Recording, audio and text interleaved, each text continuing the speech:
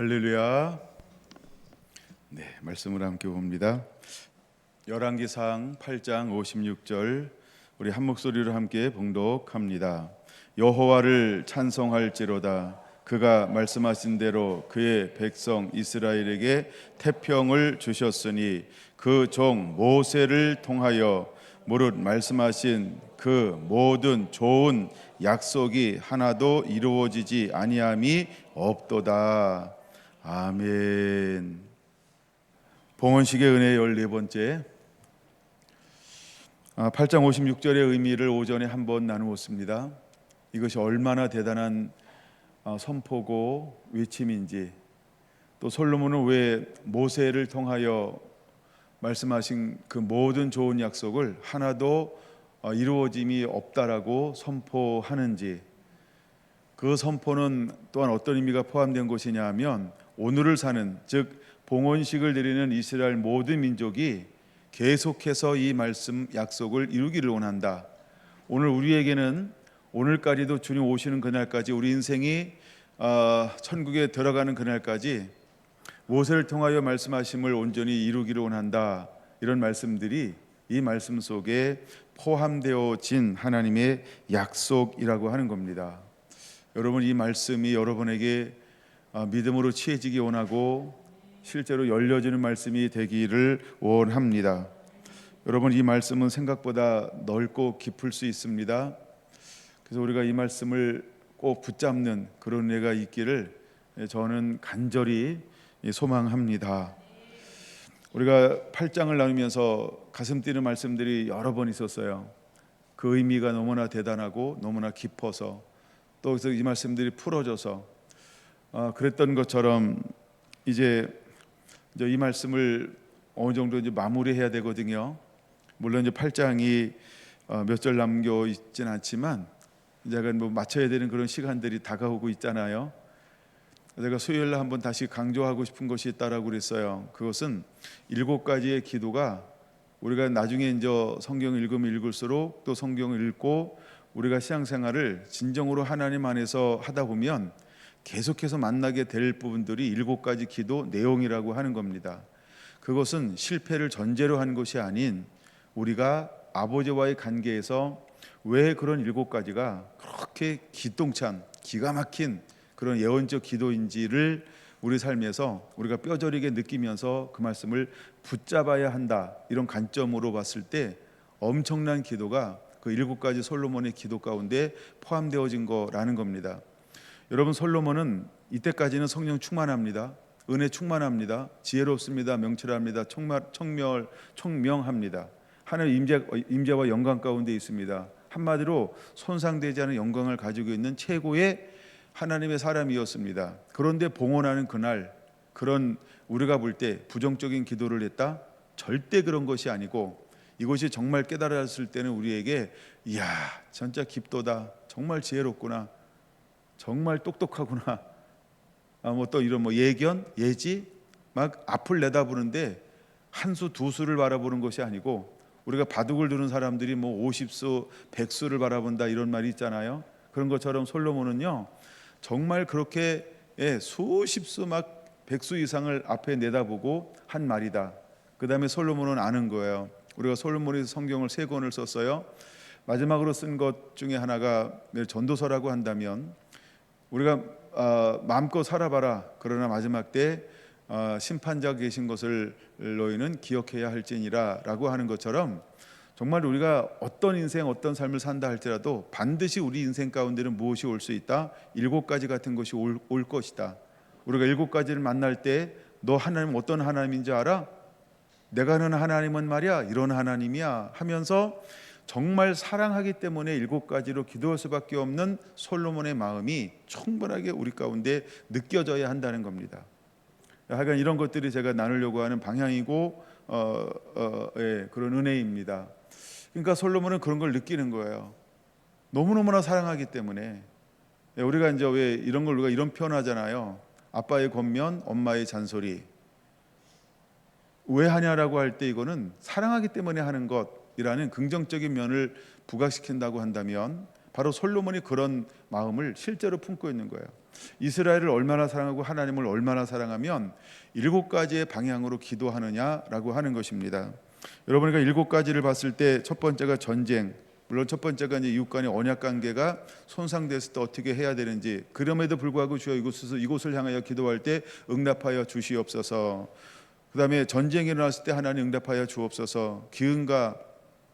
기근이 일어났을 때 하나님 응답하여 주옵소서. 그 다음에 재앙과 질병이 있을 때 하나님 응답하여 주시옵소서. 그 다음에 이방인들이 하나님을 향하여, 이방인이라 할지라도 하나님을 향하여 기도하면 응답하여 주시옵소서. 우리가 적군과 더불어 싸워서 실패했습니다. 그래서 우리가 포로가 됐어요. 그럼에도 불구하고 그 속에서 하나님 우리가 기도할 때 응답하여 주옵소서. 이제 포로가 되어서 절망과 낙담 가운데 빠져 있어서 정신 차려서 그때 맞다 주님 하고 그때 생각 주님을 부를 때 주여 응답하여 주시옵소서. 여러분, 7가지의 방향은요 너무너무 기가 막힌 방향입니다. 나중에 이제 우리가 시간 지나면 읽을 건데 그 중에 하나가 역대하입니다. 역대하 중에 나오는 기도 제목들 보면 이제 우리가 역대상까지는 왕들이 기록되어 있지는 않아요. 근데 역대하부터 이제 북이스라엘을 제외한 남유다의 왕들을 중심으로 해서 이제 기록이 되어져 있는데, 그 속에서 보면 흥망성쇠 중에 하나가 뭐냐하면 우리가 어떻게 살아야 하는가 이런 걸 보여주고 있고, 그 다음에 어떻게 살아야 하느냐 반대로 나가서 우리가 이렇게 살았더니 이런 걸 보여준다. 그럴 때 어떻게 해야 되느냐라고 할 때 이 7가지 기도가요 선명하게 우리가 좀 보였으면 좋겠다, 그런 간절한 마음이 듭니다. 더 나아가 우리의 삶 속에서 정말 누가 죽지 않고 지옥 가지 않고 에이씨 이러고 포기하지 않는 사람은요 7가지 기도가 정말 기억나야 할 줄로 저는 믿습니다. 왜? 이거 알기 때문에 그래요.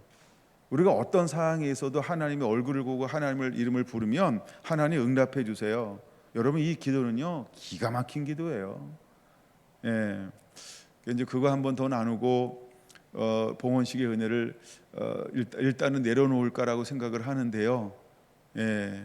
자, 이제 오늘 오전에 이어서 이 부분을 좀 더 나누려고 합니다. 제가 말씀 나누기 전에 역대상 이제 영상 하나 보려고 그랬는데 이거 말씀 나누고 한번 볼게요. 그러면 자, 다시 이제 역대상 8장으로 와서요 한번 볼게요. 56절 너무너무나 귀한 말씀 맞고요. 그래서 첫 번째 인용할 말씀은 도대체 모세를 통하여 우리에게 주신 가장 좋은 언약이 뭐냐, 그것을 첫 번째 신명기 26장으로 봤고 두 번째를 28장으로 보았습니다. 그 다음에 세 번째는 저는 30장으로 보고 싶어요.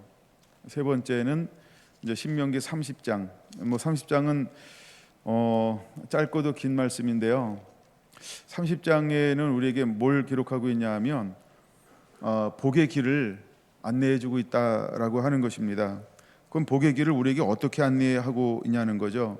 2절 마음에 새기고 2절 같이 한번 찾으신 분은 2절 같이 읽습니다. 너와 내 자손이 내 하나님 여호와께로 돌아와 내가 오늘 내게 명령한 것을 온전히 따라 마음을 다하고 뜻을 다하여 여호와의 말씀을 청종하면. 할렐루야. 거기에도 이제 세 가지 단어가 다 나오는 거예요. 샤마, 샤마르, 그 다음에 아싸. 우리가 이렇게 했을 때 하나님은 우리를 어떻게 인도하기를 원하느냐를 충분히 보여주는 거죠.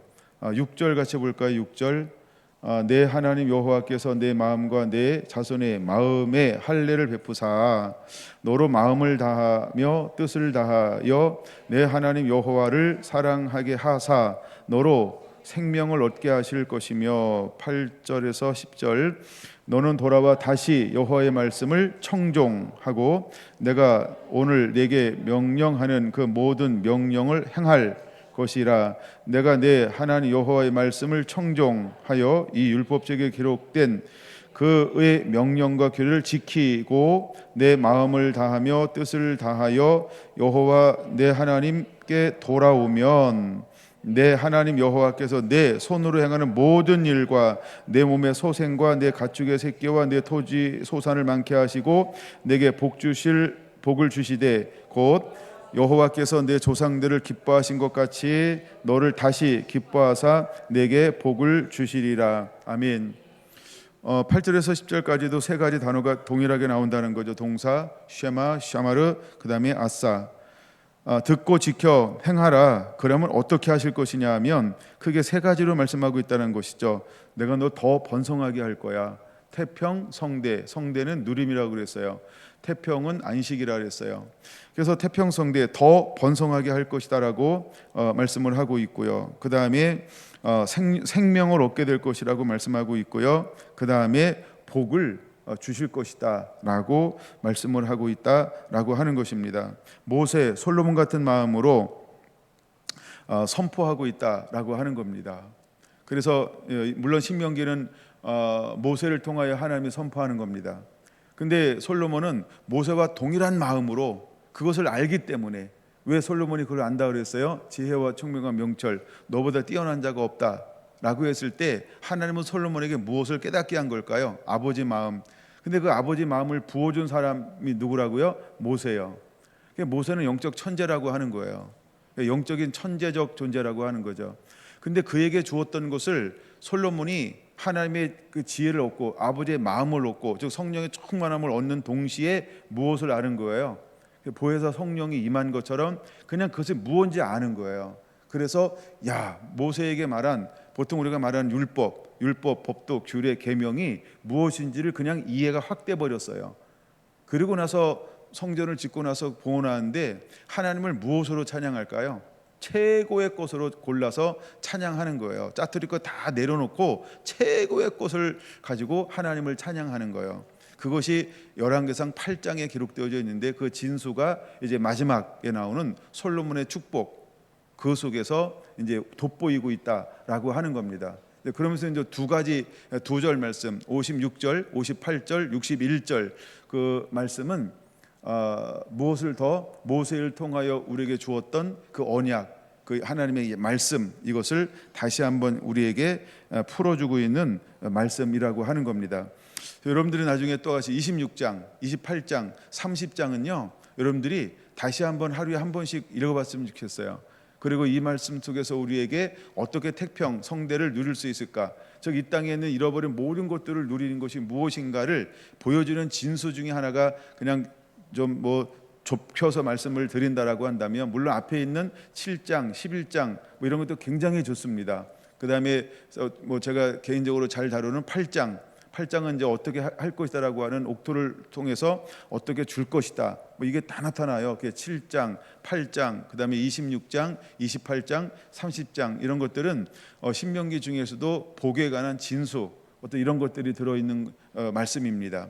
근데 오늘은 세 장을 주로 인용을 하는 겁니다. 첫째 26장, 둘째 28장, 그 다음에 30장은 복의 길인데, 복의 길도 간단해요. 너희 앞에 복의 길이 놓여 있어. 너 이거 다 들었지? 그걸 오늘부터 너희는 네가 선택하는 거야. 네가 선택하는 거야. 너 세 가지 할래? 그럼 너는 복을 받을 것이고, 너 세 가지 안 해? 그럼 너는 뭐죠? 저주가 임할 거야. 저주가 임할 거야라고 하는 그 말을 하고 있는 것입니다. 근데 봉헌할 때 솔로몬은 무엇을 선포하는 거예요? 긍정적인 면이요. 초이스하는 걸 원하지 않고, 너는 무조건, 이건 절대적으로 그냥 다 같이 한 마음으로 딴만 품을 이유가 없어. 우리는 이대로 살아야 돼. 이 솔로몬의 마음속에 얼마나 강렬한 백성들을 향한 사랑의 마음이 있었는지를 우리가 보고 듣고 깨닫는 그런 은혜가 있게 되기를 원합니다. 할렐루야. 그럴 때 예를 들어 30장 15절 보세요. 3장 15절, 보라 내가 오늘 생명과 복, 사망과 화를 내 앞에 두었노니 곧 내가 오늘 네게 명령하여 내 하나님 여호와를 사랑하고 그의 모든 길로 행하라. 그의 명령과 규례와 법도를 지키라 하는 것이라. 그리하면 내가 생존하며 번성할 것이며 내 하나님 여호와께서 네게 가서 차지할 땅에서 네게 복을 주실 것임이니라. 그러나 돌이켜 듣지 아니하고 유혹을 받아 다른 신들에게 절하면 반드시 망하게 될 것이다. 어떻게 망해요? 차지한 땅에서 너는 살지 못할 거야. 이게 하나님의 말씀이에요. 그러면 우리가 어떻게 사는 자가 되어야 되느냐? 여긴 또 하나가 있는 거죠. 자, 이제 솔로몬이 성전을 건축했어요. 모든 것이 이루어진 것처럼 보여요. 이루어졌을 때 우리가 기억해야 할 두 가지가 있다는 거예요. 하나, 계속 갈 것이냐, 아니면 자만하고 교만해서 멈추거나 뒤로 후퇴할 것이냐. 그래서 왕상 8장 56절에는 그 두 가지 마음이 있는 거예요. 마지막에 축복과 권면 속에서는 두 가지를 하는 거예요. 우리가 말씀대로 그대로 살면 어마어마한 축복이 계속해서 이어지지만 너희가 교만하고 자만하잖아. 그럼 그때부터 무엇이 임할 거라고요? 저주가요. 보통 우리가 임직식 한 다음에 하는 경우가 권면하는 이유 중에 하나가 뭐예요? 자, 우리가 이제 세움 받을 때까지는 너무 좋으니까 세웠죠, 그렇죠? 근데 세워놓고 한 달 지나고 아니 바로 그냥 가운 벗어버리면 마음 바뀔 수도 있고, 아니면 1년 지나고 2년 지나면 마음 바꿀 수도 있고, 그래서 권면을 하는 거예요. 똑같아요. 솔로몬도 같은 마음으로 하는 거예요. 뭐요? 우리가 계속해서 이렇게 살자. 그러면 하나님께서 태평성대를 누리게 할 것이다. 그러나 너희가 불순종하고 다른 신을 섬기고 마음을 잃어버리면 저주가 임할 거야. 어떻게 할 거예요? 초이스하세요. 이게 권면이라는 거예요. 이게 권면이에요. 축사는 뭐냐 하면 축사는 좋은 얘기하는 거예요. 축사, 하나님 계획 이렇게 할 것이다. 그 복을 마음껏 누리세요. 권면은 사실은 뭐가 들어간 거예요? 잘하지 않고 까불면, 뒤로 돌아서면, 우상 섬기면, 불순종하면 이런 것이 오실 때 어떻게 할 거예요? 이런 거죠. 어떻게 할 거야? 이런 거죠. 이런 마음이에요. 근데 이제 가끔 이제 우리는 스스로 이래요. 나 좋아요 이런 분들도 있지만, 가끔 나 시험 들었어요 이런 경우도 있어요. 그 시험 들으면 뭐가 오는 거예요? 결국 저주예요. 이게 망하는 거예요. 토하여 내치는 거예요. 그러니까 솔로몬은 이 두 가지를 그 열왕기상에서 그대로 우리에게 보여주고 있다라고 하는 것입니다. 그러니까 이것을 깨닫고 알면 신앙은 똑같구나. 근데 참 기가 막히다라고 하는 그런 묵상을 할 수밖에 없다라고 저는 충분히 여겨진다라고 하는 겁니다. 자, 이제 오늘 본문 말씀으로 돌아와서 이제 마무리를 해 나가야 될 시간입니다. 자, 지난 시간에 결론하면서 제가 6가지를 나눠준 적이 있어요. 56절 하나님이 우리에게 주시는 태평이라고 하는 겁니다. 태평, 두 번째는 함께, 굉장한 축복이죠. 임마누엘, 내가 너와 함께 하겠다. 57절, 58절, 56절, 58절에서 하나님의 율법을 준수해. 그래야면 하나님께서 어떻게 할 것이다라고 축복을 선포하고, 그 다음에 이제 네 번째 59절, 이게 이제 기가 막힌 거 지금 설명한 거예요. 기도응답, 왜 이 기도를 했는가 이게 설명한 거고, 그 다음에 58절, 59절, 다섯 번째 59절 마지막 때 필요한 대로 돌아보시옵소서 날마다. 근데 돌아보는데 누굴 돌아보라는 거예요? 주의 종과 왕을 맞아. 두 번째 주의 백성들의 일을 돌아봐 달라. 돌보다라고 하는 건 어떤 의미가 있는 거예요? 이제는 지금 나눴던 것처럼 이것을 누림, 우리가 태평 성대할 때 성대하게 하소서. 이거 계속해서 누리기, 피로를 채워준다는 거예요. 우리가 피로가 채워진다라고 하는 말 중에 이게 가장 대표적인지 모르겠습니다. 어쨌든 이걸 우리가 나눌 때 빼먹지 않을 수 있는 말씀 중에 하나는 저는 마태복음 6장이라고 보는 거죠. 너희는 먼저 그 나라와 의를 구하라. 그리하면 이 모든 것을 너희에게 더 하시리라. 그게 피로가 채워지는 거예요. 우리가 이제 나눌 때 이런 거 나누잖아요. 주라, 그럼 너에게 줄 것이요 후히되어 누르고 흔들어 넘치는 너에게 안겨줄 것, 너희가 헤아리는 그 헤름들 너희도 도로 받을 것이니라고 하는 누가복음 6장 38절의 말씀도 똑같이 피로가 채워진다라고 하는 거예요. 피로가 채워지는 거예요. 근데 피로가 채워진다라고 할 때 먼저 우리가 해야 될 것이 있다. 그 나라와 의를 구하라. 그럼 이 모든 것을 있어야 될 줄 아시는 하나님께서 채워주겠다는 거예요. 강야를 걸어갈 때 하나님께 필요한 것 기도만 하면 뭐예요? 채워지는 것처럼. 이게 이제 피로가 채워진다, 돌보신다라는 의미입니다. 이거 그렇게 하면서 뭘 거의 맞춰가고 있어요. 이제 축사를 맞춰가고 있다. 축사와 권면을 맞춰 가고 있다라고 하는 것입니다. 그러면 돌보신다라고 할 때 저는 오늘날 이 돌보심에 대해서 이 말씀을 한번 찾아보고 싶다 이런 마음이 들었는데요. 신약으로 넘어가서 몇 군데 축사를 한번 해보려고 합니다. 고린도후서 8장입니다. 고린도후서 8장. 그럼 우리가 이제 이걸 기도를 응답하여 주옵소서, 기도 가운데 포함되어져 있는 축사 그 중에 하나가 뭐냐하면 저는 고린도서 8장의 이 부분이라고 봐요. 1절에서 5절인데요. 환난에 많은 시련이 있고, 근데 그 다음에 극심한 가난이 있다. 근데 그들은 힘대로 드리고 힘에 지나도록 드렸다. 그 이유가 뭐라고요? 5절 시작. 우리가 바라던 것뿐만 아니라 그들이 먼저 자신을 주께 드리고 또 하나님의 뜻을 따라 우리에게 주었도다. 그러면 이 사람들은 뭘 복의 근원으로 가지고 있는 사람들이에요? 나의 상황, 나의 형편, 그렇죠? 나의 처지, 이거는요 안중에도 없어요. 이게 안중에도 없는 사람이에요. 계산하지 않잖아요. 염려하고 두려워하지 않고 계산하지 않잖아요. 많은 사람들이 힘든 것 중에 하나가 뭐냐 하면 지금 내 상황을 계산해요. 따져요. 이걸 살펴요. 그리고 난 지금 이러니까, 그러면서 마음을 어떻게 해요? 이 상황을 만날 때 이걸 펼 수가 없어요. 흘려보낼 수가 없어요. 헌신할 수가 없어요. 섬길 수 없어요. 드릴 수도 없어요. 왜? 나도 없으니까. 실제로 이게 이제 우리가 육으로 사는 사람들의 대표적인 것이고, 육신으로 은혜 받았다가 육으로 살다 왔다 갔다 하는 사람 있잖아요. 이런 사람이 대표적인 거예요. 근데 이 삶을 산다? 이게 돌보사라고 하는 의미에 포함되어지는 뜻이라는 거예요. 하나님 우리를 어떻게 돌볼 것이냐? 2절 가운데도 돌볼 것이다. 3절 가운데서도 돌볼 것이다. 자, 2절 보세요. 환난이 많은 시련이 있다. 근데 하나님은 함께 하신다. 그러니까 이런 거예요. 내가 하나님을 주인으로 삼고 믿음으로 살면 어떤 환난이 있어도 나는 망하지 않아. 그걸 뭐 하는 거예요? 믿음으로 그냥 가지고 있는 거야. 누구처럼? 저 사르밧 가브처럼 그냥 가지고 있는 거예요. 하나님이 하실 거야. 가지고 있는 거예요. 모세가 실제로 바로 앞에 섰을 때 어떤 믿음으로 섰을까요?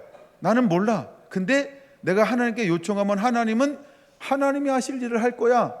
하나님, 나는 무슨 말씀하시나 그대로 하기만 하면 돼. 모세가 염려했을까요? 모세가 연구했을까요? 모세가 주님 앞에 나가기 전에 하나님, 바로가 어떤 얘기가 되는지 주여 내가 먼저 가르쳐주면 안 되겠습니까? 늘 나갈 때마다 아이고 떨려요. 이런 기도했을까요? 그러니까 그런 기도 자체가 없어요. 그게 뭐예요? 전적인 신뢰예요. 내가 주인이 아니고 나는 나는 수행자. 하나님이 주인이야. 하나님이 하실 거야. 나는 그분의 음성 듣고 순종하는 거야. 또 어떤 상황이 일어나든 상황이 중요하지 않아. 상황이 일어났을 때 하나님이 보시고 하나님 나에게 말씀하실 거야. 근데 내가 주인이면 상황이 일어나면 두려워. 상황이 일어나면 떨어. 상황이 일어나면 염려해. 사실 이거 하나님 그렇게 뭐 천재로는 쓰지 않습니다. 그냥 쓸 수는 있어요. 근데 천재는 아닙니다. 그러니까 그런 상황이라는 거 이게. 그런 것처럼 우리가 환난의 많은 시련 가운데, 그 다음에 극심한 가난 가운데 이뤘을 때도 하나님 돌보실 것이다. 자, 왜 제가 이걸 마무리로 하고 싶은 게 이런 거예요. 마지막 우리 때 반드시 뭐가 앞으로 있을 거예요? 환난이요. 그건 정말 남는 자, 정말 주님의 오실 길을 예비할 주님의 신부, 이기는 자는 어떤 사람이냐는 거예요. 돌보시는데 어떻게 돌볼까요? 제가 나누는 지금 이 6가지로 하나님 우리를 돌보실 거라고 하는 거예요. 6가지를 짧게 요약해 드렸잖아요. 첫째 태평, 둘째 함께, 셋째 마음, 셋째 간구, 넷째 다섯째 돌보사, 또 여섯째 마음. 이대로 돌보실 거라고요. 그중에 지금 돌보심에 대해서 좀 더 구체적으로 나누는 겁니다. 여러분 안에 그것이 있습니까? 우리 안에 이것을 묵상하면서 이것이 내 마음에 와버려야 돼요. 이것이 와버려야 그 상황을 만날 때 강하고 담대하게 할 수 있는 사람이 될 것입니다. 자, 두 번째 디모데전서 6장을 보겠습니다. 이제 사도 바울을 통해서 마지막으로 쓰여지는 서신서가 디모데전서 후서인데, 자, 디모데전서 6장 한번 먼저 볼까요? 디모데전서 6장 3절 같이 보겠습니다. 디모데전서 6장 3절, 누구든지 다른 교훈을 하며 바른 말 곧 우리 주 예수 그리스도의 말씀과 경건에 관한 교훈을 따르지 아니하면 어떤 결과가 맺혀지게 될까요? 그는 교만하여 아무것도 알지 못하고 변론과 언쟁을 좋아하게 된다는 거예요. 이로써 뭐가 생기는 거예요? 투기, 비방, 분쟁, 악한 생각, 마음이 부패해지고 진리를 잊어버리고 경건의 이익의 방도를 생각하는 많은 사람들이요, 다툼이 일어나기 시작하는 거예요. 아니, 오늘 한국 교회가 얼마나 이 다툼을 하고 있어요. 얼마나. 그 다음에 우리가 집에서 신앙 때문인가 신앙 때문에 안 싸우나? 왜 암송 그거 한 절도 안 하냐고 싸우고, 왜 말씀 안 읽냐고 싸우고, 그 싸움 해야 되는데 권사가 돼가지고 말이야 긋도 안 하려고 그러고 막 이런 거 가지고 싸우고, 그렇죠? 아닌가? 장로가 돼가지고 말이야 빠지면 되겠냐고 이번엔 하셔야죠 막 이러고 싸우고, 포기는 김장할 때만 한다고 목사님 말씀하는데 해버리도 않고 포기하면 되겠냐고 막 이런 거 받고. 자, 근데 이게 왜 일어나냐는 거예요. 이게 왜 일어난다고요? 3절 때문에 일어나는 거예요. 3절 다시 한번 본다면 다른 교훈, 그렇죠? 누구든지 다른 교훈을 하며, 그 다음에 예수 그리스도의 말씀과 경건에 관한 교훈을 따르지 아니할 때 이런 일들이 일어난다고요. 네, 이런 일들이 일어나요. 그럼 이제 봉헌을 드렸어요? 그럼 이스라엘 백성들이 결국 무엇을 하기를 원하는 거예요? 모세에게 주신 하나님의 율법을 가지고 행하는 자가 되라. 솔로몬은 다시 그것을 권면하는 거예요. 그럼 오늘도 똑같지 않나요? 우리가 모든 율법을 가지고 행하는 자. 두 번째, 복음이신 예수님이 말씀하신 말씀을 따라 행하는 자. 할렐루야. 그러니까 다른 걸 이야기하는 것처럼 보여도 본질은 하나라고 하는 걸 우리가 깨달아야 할 줄로 믿습니다. 그 은혜가 우리 가운데 그대로 막 임해야 돼요. 자, 그렇게 살 때 우리에게 주시는 놀라운 은혜가 있어요. 6절, 우리가 이제 진리를 따라 행할 때, 말씀을 따라 행할 때 자족하는 마음이 주어집니다. 그럼 이제 이기는 자, 승리하는 자에게 주어지는 놀라운 은혜, 첫째가 뭐냐면 자족하는 마음이 주어진다라고 하는 겁니다. 그럼 우리가 자족하는 마음이 있으면 두 번째 무엇을 해야 할까요? 12절, 믿음의 선한 싸움을 싸울 줄 알아야 합니다. 타협하는 게 아니에요.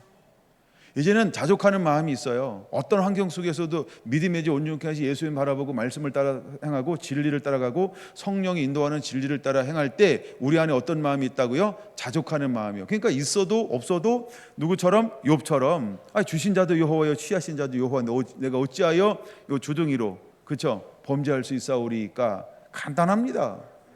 솔로몬은 지금 그것을 우리 권면하고 있는 거예요. 그러니까 자족하는 마음이 딱 있을 때 그 다음에 두 번째 할 수 있는 게 뭐라고요? 믿음의 선한 싸움을 싸울 수 있게 된다라고 하는 겁니다. 자, 그 다음에 세 번째 무엇이 올까요? 17절에서 19절을 보면은 이걸 정리하면 저는 이걸 이렇게 한번 정리하고 싶어요. 너그러운 자가 되라. 너그러운 자가 되라. 세 번째, 너그러운 자가 되라. 18절에 있는 말씀을 인용한 건데 하여간 17절에서 19절의 삶을 살아요. 이걸 제가 한마디로 뭐라고 정리할까라고 하다가 그냥 너그러운 자가 되라라고 정리한 겁니다. 고린도후서 8장 마게도냐 교회도 실제로는 이 삶을 산 거죠. 그럼 약간 좀 풀로 읽어볼까요? 18절부터 17절부터 19절까지요. 모든 것을 후히 주사 누리게 하시는 하나님께 두며 선을 행하고 선한 사업을 많이 하고 나누어 주기를 좋아하며 너그러운 자가 되라. 고린도후서 8장 마게도냐 교회랑 똑같죠. 빌립보 교회랑 똑같죠.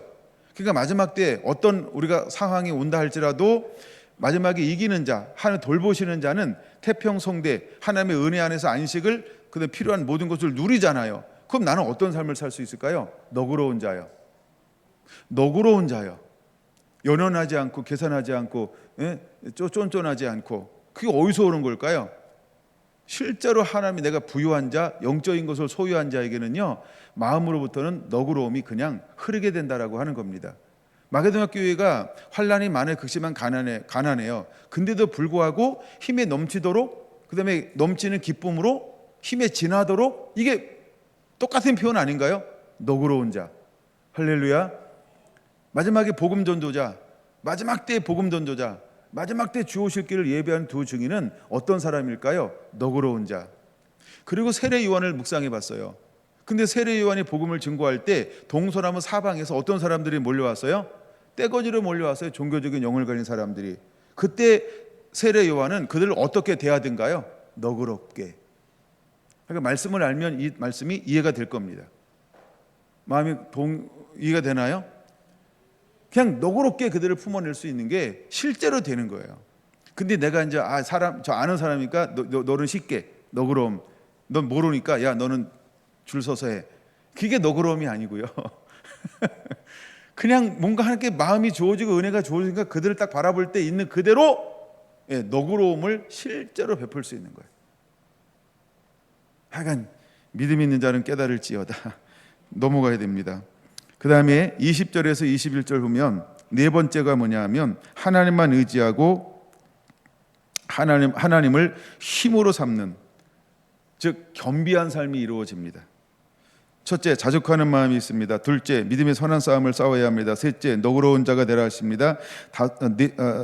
하나, 둘, 셋, 네 번째, 겸비한 삶을 살라 하십니다. 이걸 우리는 겸비한 삶이라고 표현하는 것입니다. 이것이 실제로 온다라고 하는 겁니다. 이제 우리는 이렇게 말씀에 흠뻑 젖어서 은혜를 받으면 받을수록 이런 은혜가 우리 가운데 나타나고 따라야 할 줄로 믿습니다. 솔로몬은 이스라엘 백성들을 향하여 어떤 삶을 살라라고 말하고 있는 걸까? 하나님은 너에게 복을 주지 않았느냐? 인도하지 않았느냐? 안식을 주지 않았느냐? 번성하게 하지 않았느냐? 이제 모든 약속한 단부터 부엘세바까지 이제 다스리게 하지 않았느냐? 그리고 하나님께 평강을 주지 않았느냐? 그 하나님이 우리와 함께하는 영광을 지금도 나타내고 보여주고 있지 않느냐? 그러므로 우리는 어떤 삶을 살아야 된다? 자족하는 삶을 살아라. 그러나 믿음의 선한 싸움을 싸워야 한다. 너는 너그러운 자가 되어야 된다. 너는 겸비한 자가 되어야 한다라고 권면하고 있다라고 하는 것입니다. 거기에 하나를 더한다라고 한다면 저는 디모데후서 3장 디모데후서 3장을 봅니다. 이제 때가 올 것입니다. 어떤 때가 오냐 하면 이제 3장은 말세에 고통하는 때가, 이때가 반드시 올 거라고 하는 겁니다. 이때 우리는 어떤 모습으로 서 있어야 할까라고 할 때 그냥 간단합니다. 16절 3장 디모데후서 3장 16절 시작. 모든 성경은 하나님의 감동으로 된 것으로 교훈과 책망과 바르게 함과 의를 교육하기에 유익하니 이는 하나님의 사람을 온전하게 하며 모든 선한 일을 행할 능력을 갖추게 하려 하심이니라 라고 권면하고 있다라고 하는 겁니다.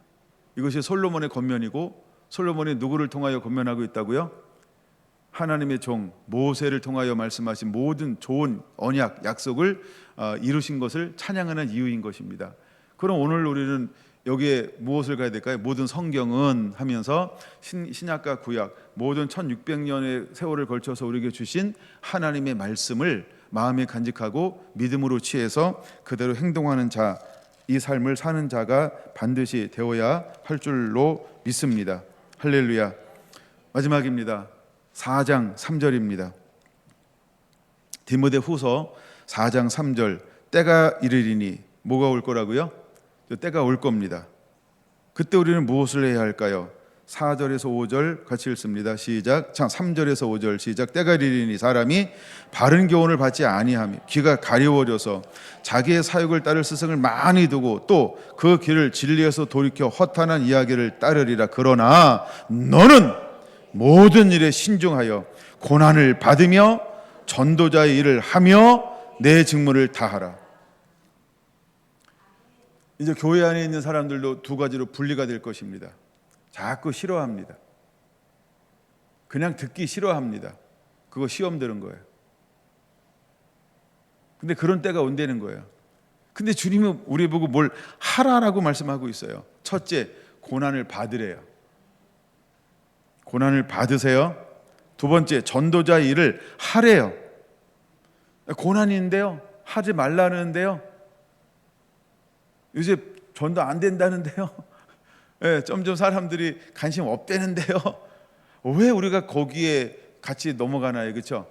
그 두 번째 뭘 고민한다고? 너는 전도자 일을 하라라고 말합니다.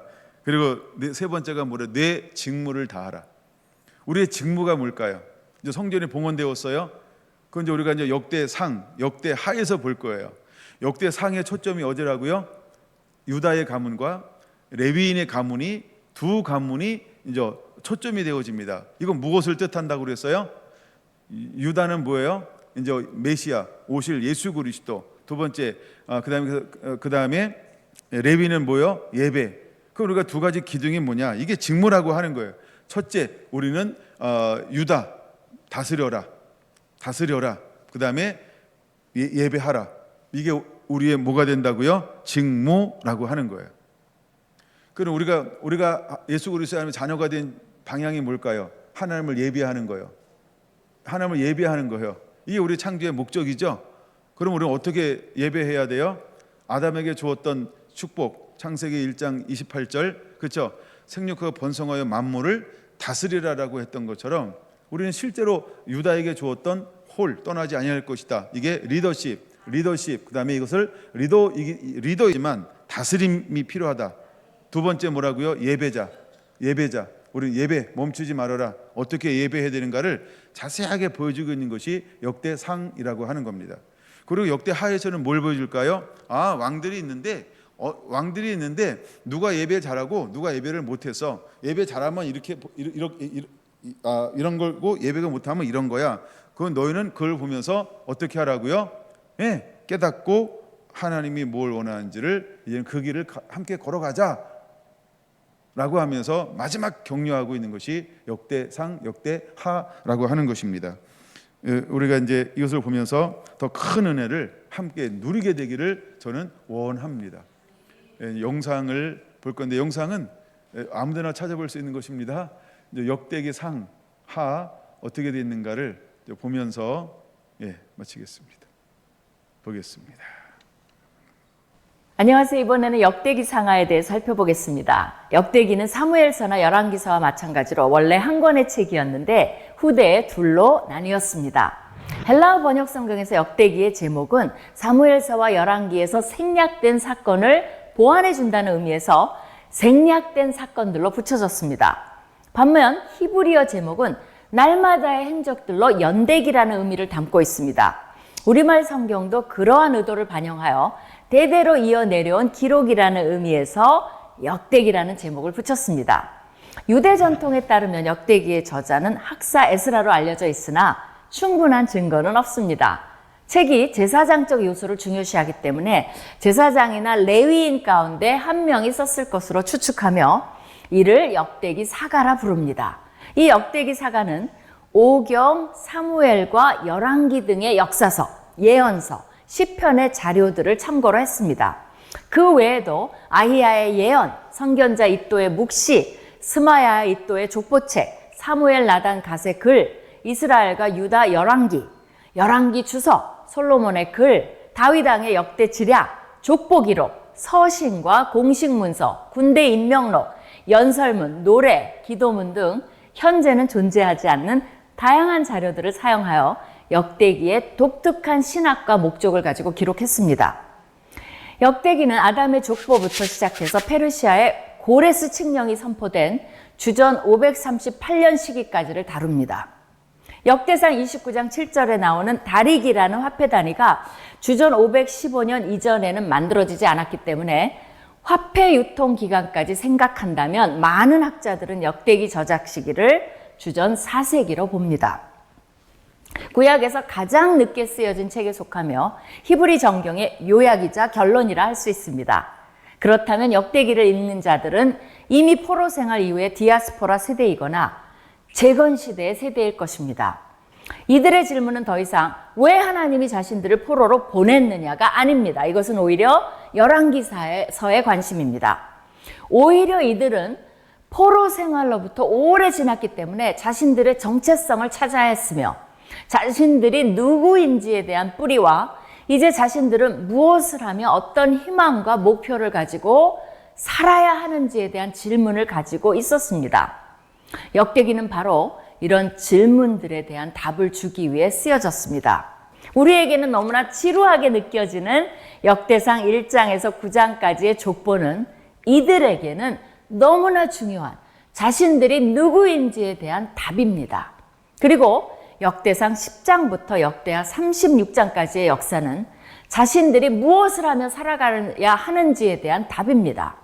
역대기는 세 가지 요소를 강조합니다. 바로 다윗과 다윗 왕조, 제사장, 성전입니다.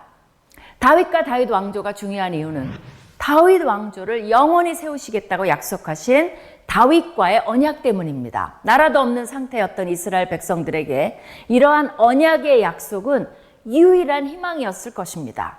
언젠가는 다윗의 후손인 다윗보다 더 위대한 왕이 오셔서 세울 영원한 나라를 염원했을 것입니다. 그렇기 때문에 역대기는 다윗의 후손들인 유다 왕조에만 초점을 맞춥니다. 다윗 왕조의 족보는 그들의 조상 아브라함을 넘어 아담까지 거슬러 올라갑니다. 이것을 통해 역대기는 오실 다윗의 후손인 메시아는 이스라엘에만 국한된 분이 아니라 모든 인류를 위한 분임을 강조하고 있습니다. 포로 시대 이후 유다 공동체는 하나님과의 관계를 다시 회복하는 방향으로 나아가야 하며, 그러기 위해서는 성전 중심의 예배 공동체, 즉 영적 공동체를 다시 형성해야 합니다. 이를 위해 중요한 역할을 할 자들이 레위 제사장이기에 역대기에서는 이들의 역할과 족보에 초점을 맞춥니다. 역대기에서 성전은 또 다른 중심 주제입니다. 포로기 이후 세대는 성전을 세울 재건 세대이기 때문입니다. 역대기 마지막 장은 페르시아 왕인 고레스가 유다 백성은 예루살렘에 올라가서 성전을 건축하라는 칙령을 내리는 것으로 극적으로 마칩니다. 성전은 이스라엘 백성들에게 특별한 것입니다. 하나님께서 자기 백성을 잊지 않으셨다는 증거이며 하나님이 함께 하신다는 증거이기도 합니다. 아무리 초라한 성전이라도 하나님께서는 그곳을 그분의 영광으로 채우실 것입니다. 이것은 국가의 회복과 직결되어 있습니다. 성전에 대한 관심은 자신들의 역사에서 가장 화려했던 시대이자 성전을 세우는데 지대한 공을 세웠던 다윗과 솔로몬에게로 이어집니다. 다윗은 성전 건축을 위해 준비하는 자였으며 솔로몬은 실제 성전을 건축한 주인공입니다. 역대기의 핵심 구절은 역대상 7장 14절입니다. 내 이름으로 일컫는 내 백성이 그들의 악한 길에서 떠나 스스로 낮추고 기도하여 내 얼굴을 찾으면 내가 하늘에서 듣고 그들의 죄를 사하고 그들의 땅을 고칠지라. 이것은 성전 건축을 완료한 후 하나님께서 솔로몬에게 약속해 주신 말씀입니다. 동시에 포로기 이후에 이스라엘 백성들에게 들려주고 싶은 하나님의 메시지이며 현대를 살아가는 우리에게 하나님께서 주시는 위로의 약속이기도 합니다. 하나님께서는 믿는 자들이 회개하면 죄를 사하여 주시고 그 땅을 고쳐 주실 것입니다. 역대기를 묵상하실 때 개인, 가정, 국가의 회복이 일어나기를 기대합니다.